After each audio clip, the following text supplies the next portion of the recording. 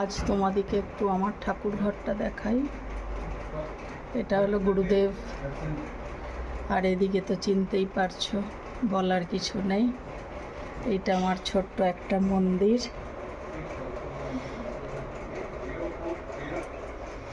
এবারে আমি পূজা করতে বসবো।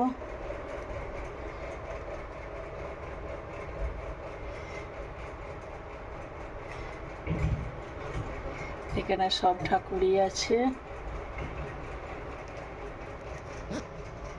উপরে সাই বাবা,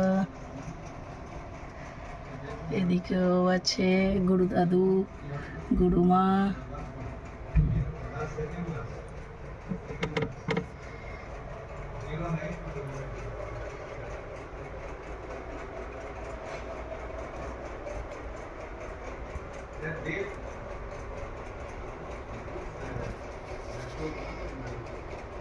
এবারে আমি পূজাটা করে নিই, তোমরা দেখতে থাকো।